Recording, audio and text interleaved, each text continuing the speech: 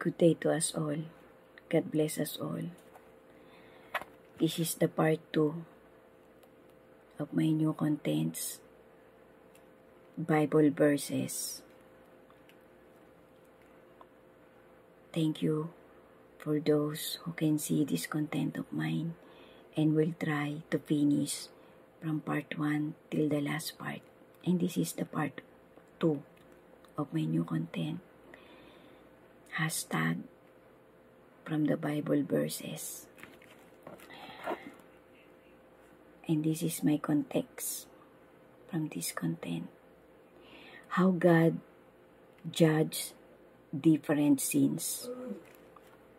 God judges sins based on various factors, including the nature of the sins, the individual's knowledge and intentions, and their relationship with God. Severity of the sins. Some sins are more severe than others, leading to more severe consequences. For example, deliberate acts of violence or harm to others may be judged differently from unintentional mistakes or sins committed in ignorance. From the verse Luke 12 verse 47 to 48. The servant who knows the master's will and does not get ready or does not do what the master wants will be beaten with many blows. But the one who does not know and does things deserving punishment will be beaten with few blows. From everyone who was given much, much will be demanded. And from the one who has been entrusted with much, much more will be asked. As heart condition, God looks as the condition of the heart and inner motives. Sins that arise from a prideful rebellions or unrepentant heart may be judged more severely than sins committed in a moment of weakness.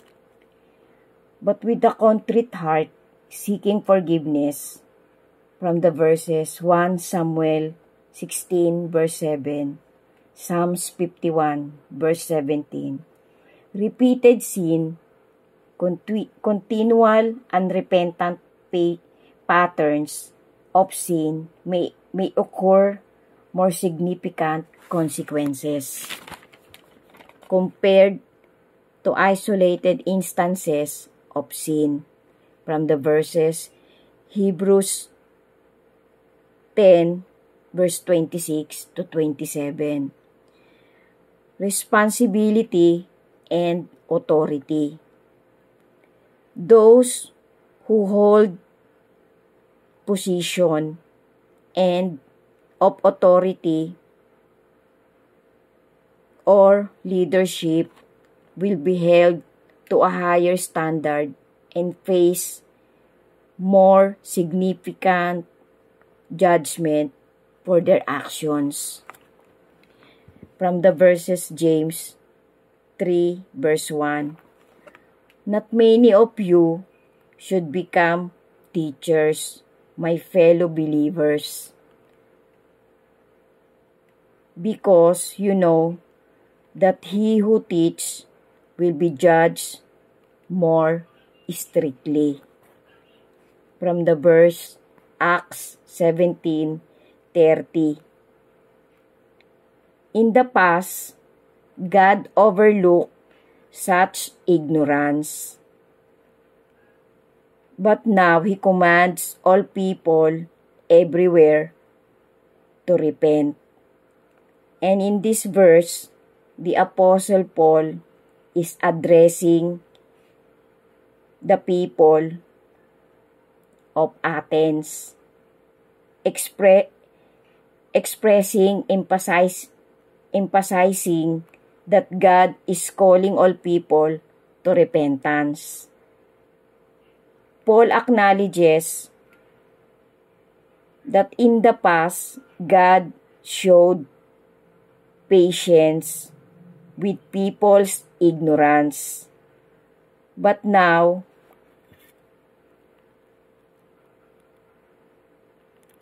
in the light of the gospel of our Lord Jesus, everyone is called to turn from sins and turn towards God in repentance. God is merciful and forgiving to those who genuinely repent and turn away from sins. So guys, I hope each and every one of us is really doing our best each day of our life borrowed from our Creator, na nagpapatuloy-tuloy po tayo na pagsikapan natin sa ibinigay sa ating sukat ng faith na ating Creator, na sa bawat segundo ng buhay ng bawat isa sa atin ay hinahanap po talaga natin kung ano yung motivation ng ating Panginoon, ng ating Creator. Kasi hindi naman po natin pwedeng i-ignore yung nangyayari sa bawat sulok ng mundo, sa pangkasalukuyang takbo ng ating surroundings.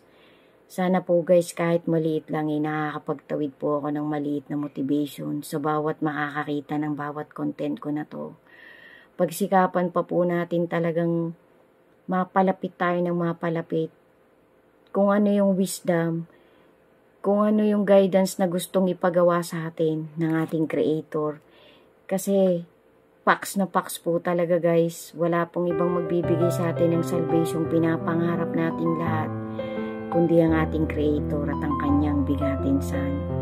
Thank you so much po sa inyong lahat. Sana po kahit papano pasadahan nyo po yung mga verses na sinasabi ko sa content ko na to at sa iba ko pang content na nagawa ko na ang tanging goal ko lang po ay makapagtawid talaga ako ng maliit na motivation sa bawat isang makakakita ng content ko.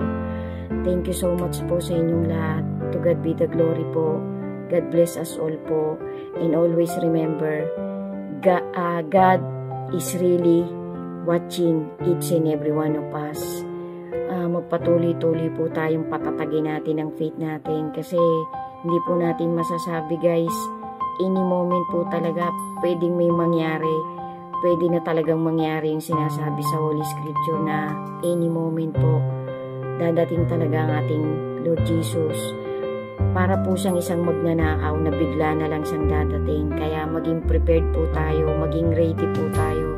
To God be the glory po, and thank you po for watching my contents.